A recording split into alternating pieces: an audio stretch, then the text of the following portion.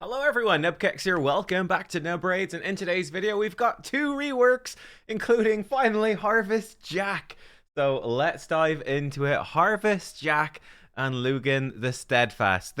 We asked, or Ash I think specifically asked for a Harvest Jack buff back at Halloween 2025. Clarium told us it was coming at Christmas 2025, and now here in spring 2026 we're getting the Harvest Jack buff. So, yeah, almost all seasons covered in this one. Our beloved Pumpkin is one of the most unique designs in the game, and he deserves a skill set to match. With this upcoming rebalance, we focused on strengthening his role as a buff removal specialist while making him more fearsome than ever. Obviously, more fear and more fearless. You see what we did there. Oh, well, we'll see in a second. And Lugan the Steadfast, go away, Adobe. Lugan may be almost as old as Raid itself, but every veteran deserves an "I've still got it" moment. With this rebalance, he remains a reliable ally protector while gaining more offensive presence. His updated kit allows him to deal damage more effectively, supported by a brand new passive that reinforces this identity. You'll still want to build him with some accuracy, but trust me, it will be worth it. Right, offensive presence, a new passive, cool, and Harvest Jack, more fears, etc. Let's dive in, and well, let's start with Lugan first because I think he's less exciting. Sorry, it's my personal bias, but let's go. So, I mean, the old Lugan was, I think, did he get buffed before? I feel like he was buffed in the past. Not a well-liked champion. He's very vanilla, right? I'm playing Kingdom Come Deliverance 2 at the moment, and I've been slightly postponed by playing World of Warcraft Midnight, but he could come straight out of Kingdom Come Deliverance 2. It's a good look, but it's, not the most exciting. Have they made him a more exciting champion gameplay-wise? Let's see. So his A1 before used to be a single target attack that would heal allies by 25% of the damage inflicted, and put a shield buff on him equal to 10% max HP. Let me just double check. It got a bunch of damage from books, that was all, and it's damage scaling off HP. The new version, attacks one enemy, heal all allies, same thing, but he now has a 50% chance to stun for one turn, and when counterattacking, ignores 20% of the target's defense, and the damage multiplier has been increased. Interesting. So, first of all, doing more damage, that's great, because he heals based off the damage. 20% ignore defense when counterattacking is very strong, but he's going to need some way to get counterattack. I don't know. We'll see here if he get... At a quick glance, I don't see any green counterattack buff, so we will see. And a 50-50 to stun. I doubt it's going to buck up with any stun chance, so just 50-50 is fine. Okay, cool. It's a start. Bodyguard is A2. This used to be terrible. Increased defense buff on this champion for 3 turns, and ally protection on all allies for 2 turns with a 4-turn cooldown. I think it booked down to 3. It did book down to 3, but I mean, like, if an epic had this, it'd still be useless. So that was way out of date, let's be honest. The new version, increased defense, ally protection, and a shield buff equal to 30% of his max HP on all allies. Okay, way better. So instead of ally protection on everybody, and that's kind of an increased defense on him, which is not that useful, because he's not a defense scaling champion or anything, and increased defense ups your tankiness a bit, but not that much really, with all the ignore defense these days. Now, increased defense, ally protection, and a big old shield for everybody, way better. Actually, genuinely very useful. That's a lot of survivability. Again, he's got good base HP. You're going to be building him clearly with a lot of HP. He's going to do more damage, bigger shield. That's a big win. That's a really big win. Mark of Silence. This was his interesting move before. It used to be an AoE attack with an 80% chance of block active skills on a 4-turn. I think that booked to 100%. It is still a 4-turn. But yeah, it was a 100% AoE block active skills, which is quite useful. That was sort of the reason to use him. And his A1 and A2 were just bad. So it was like, is this worth enough to use him? I think fixing that A2 is maybe enough to make him good. Let's see this, though. So this is upgraded now. It's now a 3-turn cooldown. That is lovely. That's really good. Attacks all enemies, 80%, that books to 100.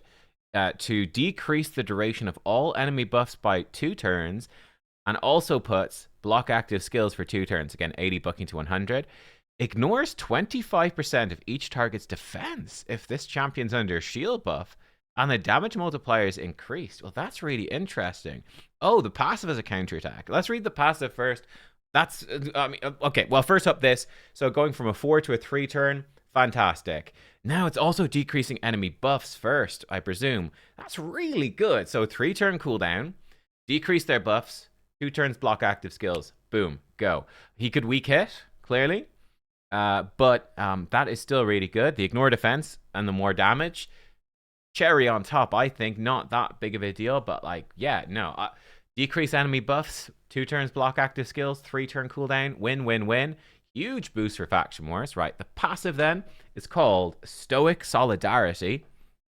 Whenever an enemy attacks under a shield buff, whenever an enemy attacks an ally under a shield buff, counter attacks with this champion's default skill. Oh, it all comes together. The damage inflicted by this champion increases by 10% for each active buff on allies placed by this champion.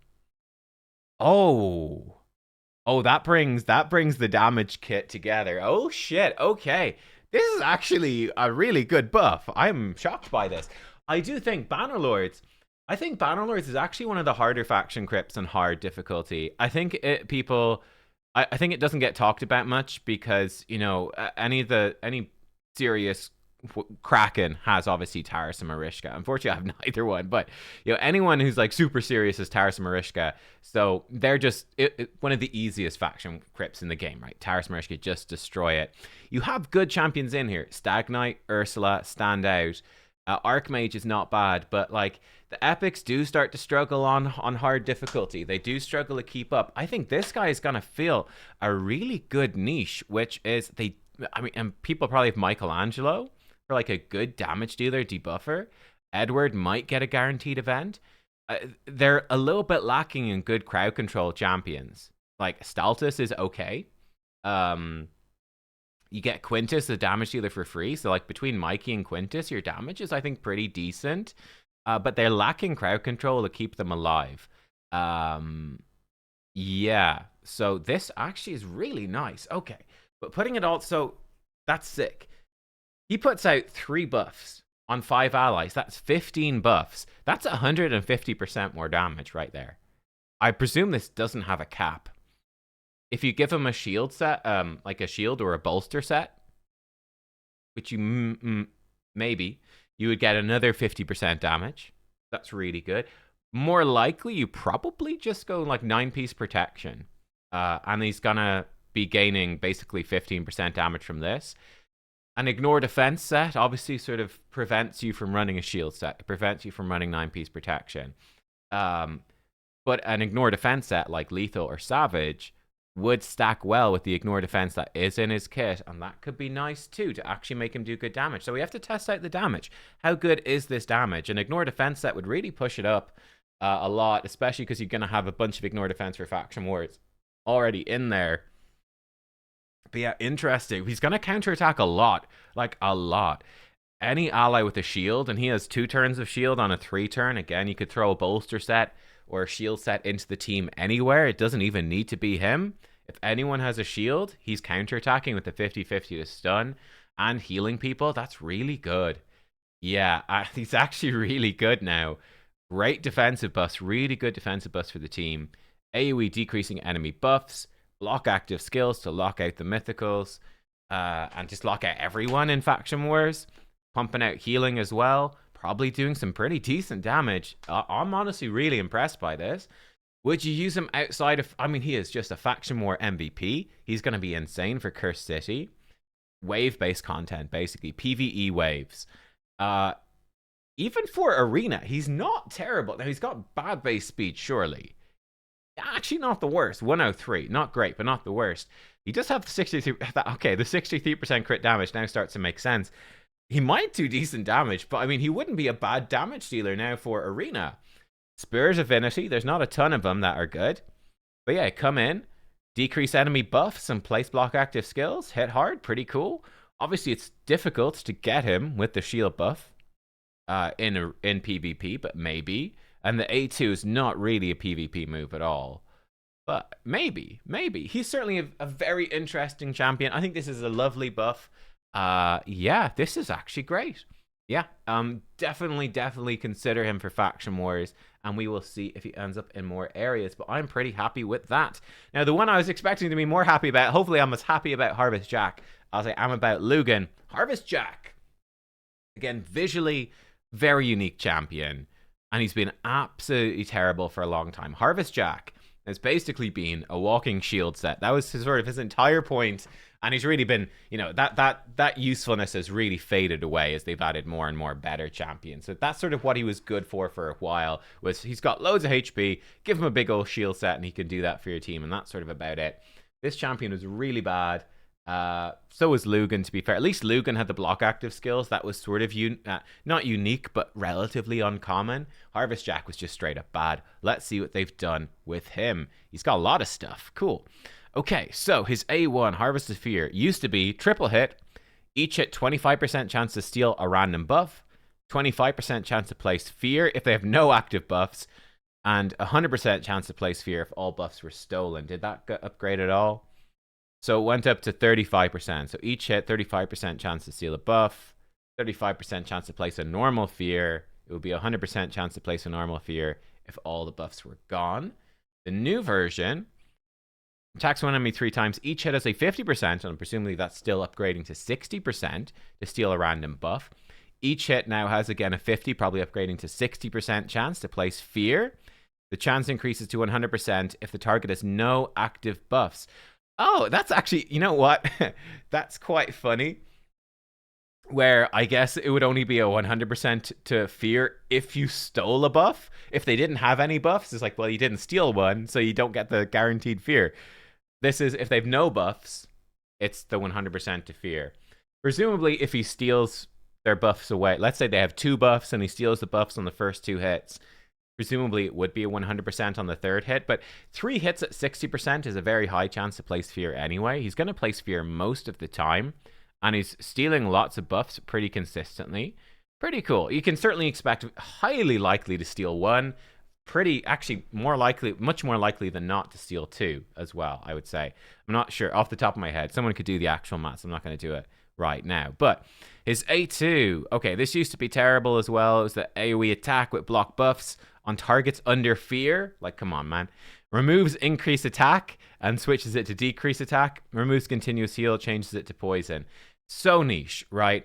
Block buffs only if they have Fear, and swapping increase attack and continuous heal to their opposites. Not just really bad. Like, that aged so badly. A cool idea. It's a unique, I mean, it was unique. Totally rubbish, but it was unique.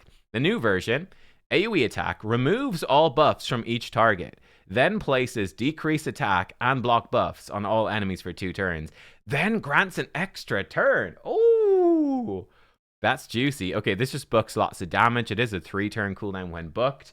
That is, again, it's not as unique, but that is excellent. So AoE attack, remove all buffs, decrease attack, block buffs, an extra turn in there as well. That is a really nice move for Hydra. Again, wave content, really good. Yeah, that is pretty spicy. All right, Lord of Terror then. Used to be an AoE, True Fear, for 1 turn. Decrease speed and decrease their turn meter if you place True Fear, or sleep if you didn't place True Fear. I mean, the issue here as well was, well, let's say a boss, typically immune to True Fear. Well, you can't sleep bosses either, apart from Sand Devil, so not very useful. Yeah, cool. New version.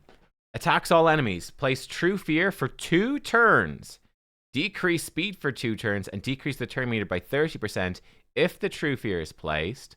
Okay. 75, again, presumably goes to 100% chance to place an unresistible sleep for 1 turn if the True Fear is not placed, and decrease their turn meter by 30%. Oh, and it's gone, the cooldown has gone down to 4 turn, books to a 3 turn. So basically, Harvest Jack, his new 1-2 combo is, he goes at A2 into A3. So, remove all their buffs, decrease attack block buffs, extra turn, 2-turn AoE True Fear, and possibly a speed, decrease speed, possibly an unresistible sleep.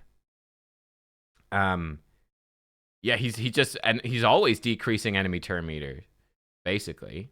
Yeah, if he places True Fear, 30% turn meter decrease. If he doesn't place True Fear, 30% turn meter decrease. Maybe, I don't know if they need to word that twice. They could just say, place True Fear and decrease their turn meter by 30%. I don't know. Anyway, that's what it does. That's an interesting combo. Okay. Then his old passive, Leer and Grin. The passive used to be alright. It's certainly been power crept. When attack, decrease duration of all buffs in the attacker by 1 turn. What's the new version? Whenever an ally is attacked, has a 50% chance of decreasing the duration of all buffs on the attacker by 1 turn. Whenever this champion is attacked, the chance increases to 100%. This champion is immune to fear. And then he's got a nice 70 accuracy in all battles aura. Okay, interesting. So the passive is functionally the same for him, but now it's a 50-50 to work when one of his allies is attacked as well. And he's also immune to fear, which is really nice. Interesting. So, I mean, he's okay. He's like a nice sort of mid-game. I mean, to be honest, with the new deflection set, so like mid-gamey sort of PvP stuff, you go in, you maybe remove Stone Skin and decrease attack block buffs, and then True Fear them. If they've got like a Feral set and it was protected, they've got a block debuffs, you can sleep them, push their turn meter back. Not terrible. You can steal some buffs in A1. He's okay for PvP, and like you're pretty consistently removing some of their buffs, which is quite nice. So he's like an okay PvP champion. Not amazing, but he's okay. What is interesting, the new deflection set. Whenever you place a debuff once per turn, or you try to place debuff once per turn, you do bonus damage if it doesn't place, which is a way to remove total guard stacks, right? Well, if he does an A2 into an A3, both of them are attacks. But the deflection set is also going to trigger. So you do the A2, you remove 2 total guard stacks. Then you do the A3, and presumably I don't know, this removes then the rest. I don't know if anything would go through. I guess it would. The AoE attack with True Fear would go through. That would remove the final total guard stacks. And then he would probably, because he didn't place the True Fear, this would come in then after, and he would unresistible sleep those enemies and decrease their turn meter by 30%. Am I right? So even I go in against an endgame team like Galathier and 9-piece Mercurial, whatever. Harvest Jack in his new 6-piece deflection, which should be live probably the same time this buff goes out. A2 into A3, removes 3 stacks of total guard, and then places an unresistible sleep and a 30% turn meter pushback. If that's correct, that could actually be kind of cool. That could be kind of cool. We'll have to test it out, see if it works correctly. I actually don't know if I have any deflection gear to test. It's going to be a bit awkward, but we'll see what we can do. There's definitely some potential there. I think for Faction Wars, it is actually, again, if you're missing those key champions, like if you do not have Sifi, it's a relatively difficult faction. Or obviously Theodosia or Calamitous. If you don't have the Mythicals, if you don't have Sifi and Rotus, it's not the easiest faction by any means. You've got, like, this used to be the strongest faction in the game. I think a lot of these champions have you know, I mean, back when I started the game, there were so many of these champs. I mean, since then, they've only added a few champs to this faction compared to others. The epics a lot of them aren't actually that good anymore. This faction used to be the strongest. I think it's fallen quite hard. It's not bad, but difficult. And like you could be relying on like a Gorgorab if you don't have Sifi, which is a bit rough. Yeah, Harvest Jack could actually be quite helpful for Faction Wars as well. Buff removal, decrease attack, block buffs, True Fear, decrease speed, and turn meter pushback. I mean, that's pretty great. And then pumping out more fear, stealing more stuff. One nice thing about him as well, he's immune to fear, so Wand of Submission won't mess him up so much. Though again, I think now with Mercurial, we're going to see less Wand of Submission. Mercurial sort of opens you up to running other relics instead, which is a very positive aspect of the Mercurial meta. It's just that you don't need to run Wand of Submission half as much, because you're just immune to Polymorph, pretty much. Block buffs also does prevent Mercurial Total Guard from reapplying. But, I mean, that's not going to be super reliable. I mean, you've got to get pretty far in the arena fight for that to happen, I'd say. But yeah, he's also pretty good for Chimera. Decrease attack block buffs. Chimera is the only boss in the game that can be True Feared, though, albeit only in one of the forms. but he is now he is now a 2-turn True Fear champion on a 3-turn cooldown, and he's cycling with the extra turn, so he's actually very reliable, and he's bringing decreased speed for that as well, which is pretty good. So he's going to be bringing decreased attack, block buffs, True Fear, and decreased speed for the Ram form, which is nice. And then stealing buffs on his A1 is also pretty nice. To steal like some of the buffs from like Chimera can give himself increased speed in the ultimate form. So removing that buff very consistently is pretty nice. If the Viper form, if you're trying to full auto Chimera, the Viper form is pretty nasty. He's going to be like, he steals all your buffs. Harvest Jack should be knocking those buffs off very quickly with his passive, his A2, and his A1. He's going to be stripping buffs off the Viper like no tomorrow. So he's actually looking like a pretty nice option for Chimera speed farming. Or not speed farming, but auto teams. He's actually looking quite juicy for that, which is great. It's something we really need. It's one of my big worries for the game at the moment is later in the year, they've said Chimera auto battles are coming, or like quick battles. We need good champions to actually quick battle with that are consistent. This seems like a really nice addition. A really nice addition to do it. Was he a fusion? I don't know if he's going to be available as a fusion. He'd probably be a fairly cheap one even after this buff if he was. But could be useful for people to pick up if he... I don't think he was a fusion, unfortunately. I don't know. Maybe not. Before my time, anyway. I do have him. I actually have both of these champs, don't I? Lugan and Harvest Jack. I already have a good Bannerlord team going, so I don't know if I need the Lugan, but my Bannerlord team is only barely doing it, so yeah, that he would have been nice. My Undead team is good, but Harvest Jack, he might end up being used a bit for Chimera, so yeah. 2, honestly, really nice buffs, I think, here. Again, like, they're not, you know, they're not void mythicals or something. They're not like, holy shit, it's the best champion in the entire game.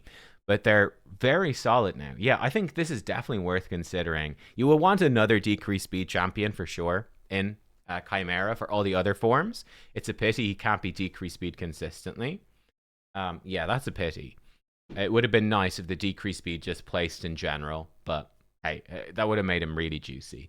Really, really juicy. But he's still excellent. He's a good Hydra champ. Not crazy. Like...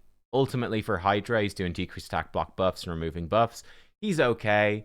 Seems mostly Chimera and wave content and a little bit of PvP.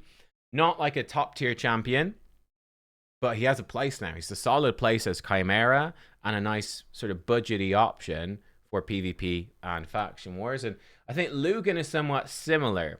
Lugan could actually be pretty good for Chimera as well. The block active skills, great. Decrease enemy buffs is useful. He's going to be counterattacking a lot and healing you. Nice defensive buffs. Lugan actually has a lot of Chimera potential as well. So yeah, you might want protection set to stop the buffs being removed is the only thing, because ultimate form does remove those buffs. Viper form can steal them, so maybe 9-piece protection. But he's got some nice potential for Chimera too, as well as faction wars. And again, an alright option for some people for PvP, some things you consider. There we go. Let me know. What do you think of these two buffs? Which buff do you think is better overall? I actually almost feel like the Lugan one is better. I think Harvest Jack is still relatively niche about needing the True Fear. But, yeah, I think they're both really good buffs. Yeah, I think neither of these champions is bonkers OP, but they're probably like B+. B+, A-, that sort of, yeah, probably like B+ champions. I've been like, oh, they're actually doing some really solid things, and they're well worth considering for any limited sort of content. And like, we know that there as well, that there's this new clan boss, the world boss coalition event coming, and it's going to have very strict restrictions. I could easily see, I'm not sure about Harvest Jack, depends on what this new version of Demon Lord does. I could definitely see a champion like Lugan with the A2 and the A1 and the passive. I could definitely see him coming in and being really good against the new version of Demon Lord. So yeah, there we go. Guys, let me know your thoughts. Which of these do you prefer? What do we think? I think, again, another good set of buffs. Yeah, good set of buffs. Great. I will see you guys soon. I will try test these out as well on the test server whenever I have access and embargo lifts and all of that. So stay tuned. Over the next week, I will try to do some particularly faction war and maybe some Chimera testing of these champs. Maybe a little bit of PvP too. We'll see. But yeah, Thank you for watching. I'll catch you next time. Goodbye.